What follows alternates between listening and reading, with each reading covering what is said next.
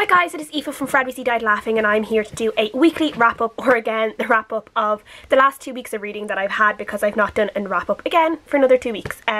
So yeah, life has just kind of been busy at the moment, and to be quite honest, the week before last was probably one of the worst weeks of my life, because like anything bad that could happen did happen, and I was just having a very stressful few weeks. So first off, Luna got really sick. If you guys have been around for a while, you know Luna is my dog, who is like the love of my life.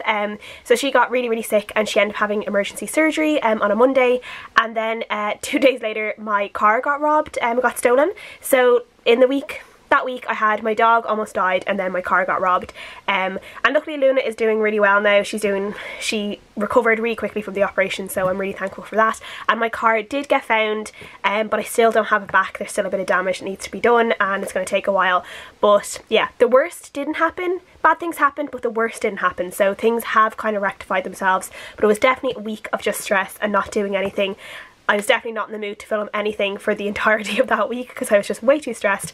So here we are again with a 2-week wrap up instead of just a 1-week wrap up. Right, last week's wrap up, the first book I finished after that was China Rich Girlfriend by Kwan, which I had talked about briefly. And this is the second book in the Crazy Rich Asians trilogy. Crazy Rich Asians is quite popular at the moment because the movie has just come out as well, which I still haven't seen. I haven't gotten around to watching it yet, but I've heard amazing things and I really do want to see it very soon. But this is just the second book, and it's not following like Rachel and Nick as much as say like Crazy Rich Asians did, and we're kind of following more characters in this one. Like there are like a huge range of characters in this world and in this series, and we're following like loads of different ones all the time, and there didn't seem to be like a real emphasis on who exactly was kind of like the main character in this one. It was just kind of all of them, but I just really enjoyed this. And as I was reading this, just as like Luna was getting sick, and it was kind of one of those books that I needed at like a really stressful time, because it is just so outrageous and so like fabulous, and so like the problems these people have are not real people problems. Like they are like, you know, mega rich people's problems, and just the stuff that like happens to them is just insane. So it was just like really entertaining, and it really just let my mind just kind of rest for a while and stop worrying about what's going on in my life, and I was just entertained by this world. So really worked for me, and I do actually think I enjoyed even the pace of this one, I think, and just the outrageousness of it. I think I enjoyed this one more than the first one, so I'm really looking forward to reading the third one, which I cannot remember the name of right now, but I'm definitely going to be finishing this trilogy really soon, because I do actually really enjoy it. It is just entertainment. It's not something that you have to take too seriously, but yeah, I just really enjoyed this one. I gave it 4 out of 5 stars. The next book I finished was Two Dark Reigns by Kendare. This is the third book in the Three Dark Crowns quartet. I do believe it's going to be 4 books, and there's a novella out at the moment as well, which I've literally just gotten on my library app and I'm going to be trying to read this week. So yeah, Two Dark Reigns is the third book. I received this book in exchange for an honest review from Pan Macmillan, so a huge thank you to them for sending this to me. I really enjoy this series. I just think it is just so entertaining. So if you guys have not read Three Dark Crowns, this whole series is based around this island, this kind of magical island where there are triplets born to a queen, and as soon as these triplets are born, they are going to be the next queen, and on their 16th birthday the island kind of decides who the next queen is going to be, and only one queen basically comes out standing, the other 2 will die. So we're following these triplets, and we're following them up towards their 16th birthday, and when eventually they will have to fight each other, and one of them will be the only one surviving. And we're seeing kind of the trouble some of them are having with that, which ones are the most ruthless, the different magical powers each one has, because they all have specific magical power. There wasn't as much emphasis on Mirabella in this one, and this was mostly following Arsinoe, who is kind of the naturalist queen. And I actually liked having Arsinoe in this one, because I feel like Arsinoe is one of those, I like her, but I feel like maybe in the second one she kind of took maybe a slight backhand, so she wasn't as at the forefront maybe as Mirabella was, where in this book I feel like Arsinoe kind of came into her own a little bit, and I really liked having her voice maybe being the strongest one out of all of them.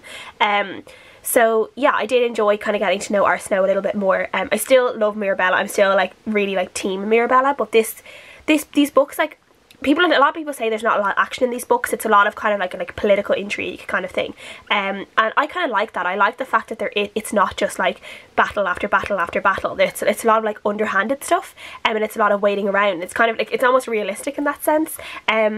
But yeah, I just really enjoyed this. I really enjoyed how it ended. There are some things that kind of came to light near the end of this book that make me very excited and scared for the fourth one, because I don't know what is going to happen to these girls who I've come to like really love, and the characters that I love, and I'm just so scared for all of them, and I feel like some really bad things are like heading their way in the fourth one, and I'm like excited and scared to read on.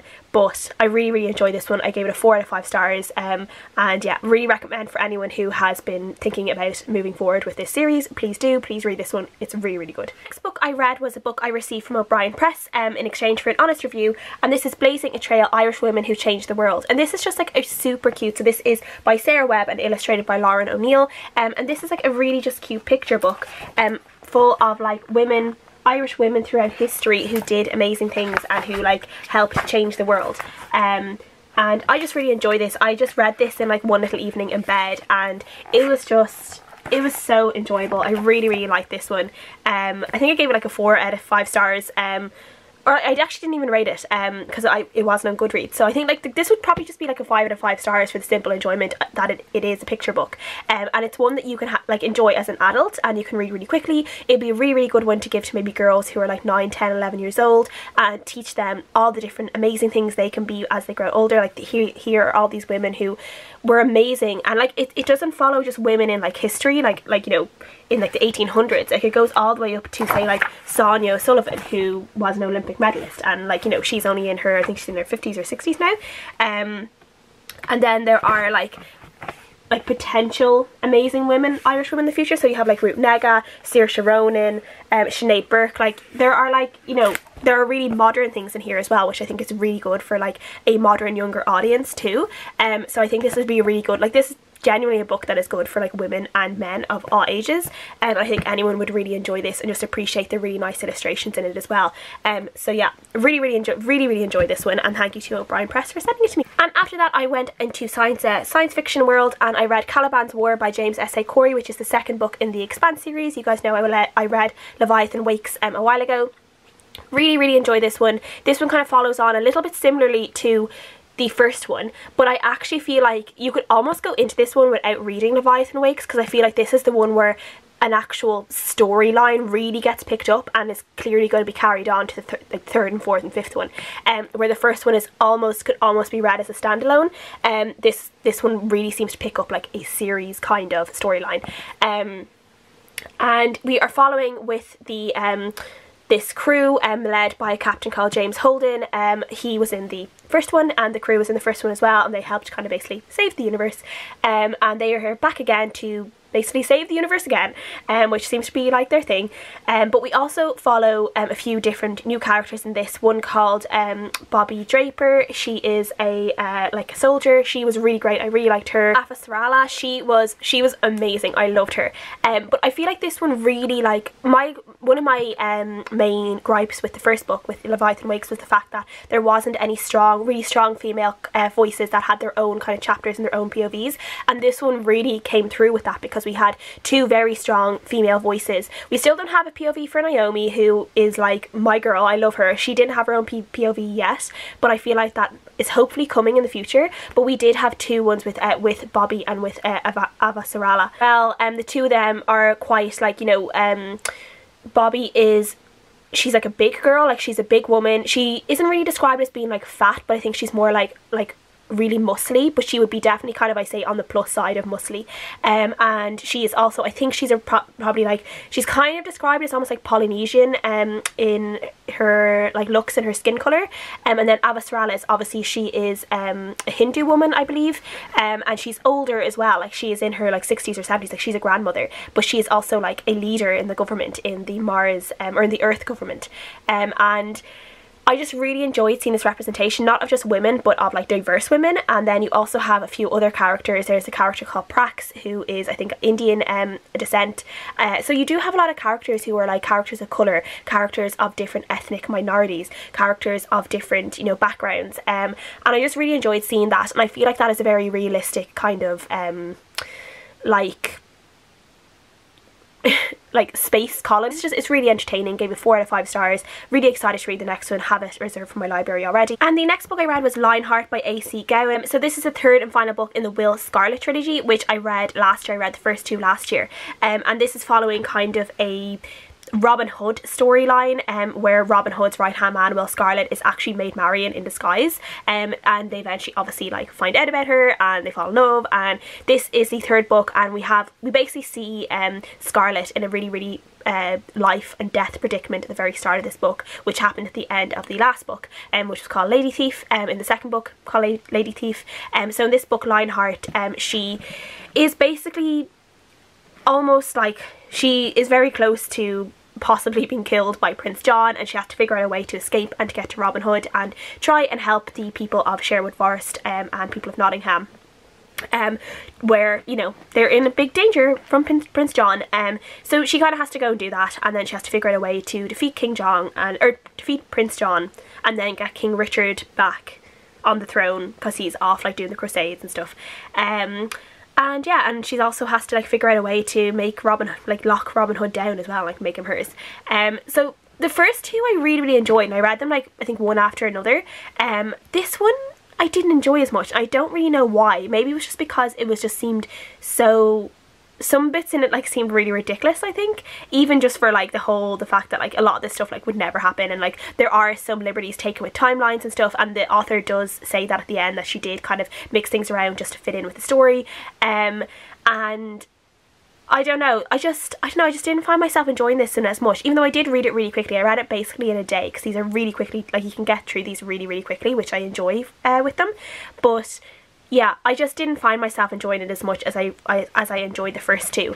I think maybe Scarlet and Robin Hood, and just like the way they kind of like danced around each other for ages, just kind of really irritated me, and I was like, oh my god, like just marry each other, like it's obvious these are going to marry each other, just do it.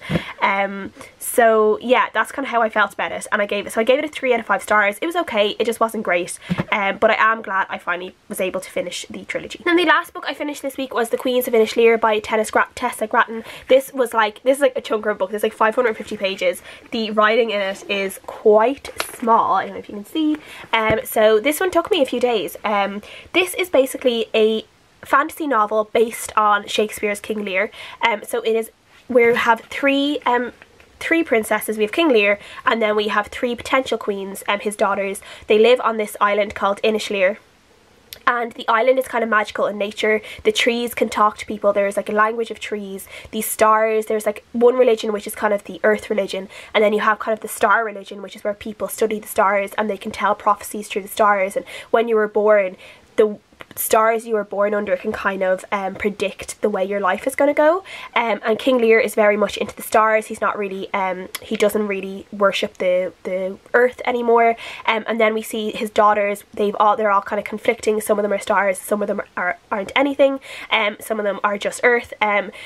And we are seeing just the struggles they are having with their father, why they hate some of them hate their father, some of them love their father. We are seeing just the different political intrigues in this. Like, I don't want to say too much, because I just feel like if you like King Lear, or if you know the story of King Lear, I think you would really enjoy this, and really enjoy kind of the twist it gives to King Lear on this like fantasy island. It was just really good. I really enjoyed it. I gave it a 4 out of 5 stars, just because it did take me a little bit, it took me a while to get through, kind of dragged a little bit of points, because it's not a lot of action. There's not really any battle scenes in this. A lot of it is just talking and intrigue and sisterly feuds and sisterly love. And yeah, I really just liked reading this and kind of delving into the story and really getting to know the world and the island. I feel like the island was like the main character in this book, and the way the island is just told, and the way the island speaks through this novel is just, it's quite profound. It's like really nice. I really enjoyed it. I just really enjoyed the magic, like the really subtle ancient magic that was in this. I love that kind of magic in books, and I really enjoyed how it was in this book. So I gave this a really strong 4 out of 5 stars. Would definitely recommend people to read it, but definitely, like, it is a bit of a chunker. It's not one you can really kind of like fly through. It's definitely one you kind of need to take your time with a little bit. But if you like Shakespeare, if you like King Lear, 100% pick this up. And I think I would recommend people to only pick this up if they've read King Lear, because I feel like you just appreciate it more knowing the story already, and then seeing how it goes with this and seeing the twists and turns this one takes with it. So yeah, so that is everything I've read the last couple of weeks. Again, sorry for the delay in the wrap-ups, but I did have a pretty good excuse this time round with my dog being sick, my car being stolen and all that kind of stuff happening. So yeah, please leave me any comments down below with the books you've been reading, if you've read any of these books, if you want to read any of them, and I'll see you guys again soon.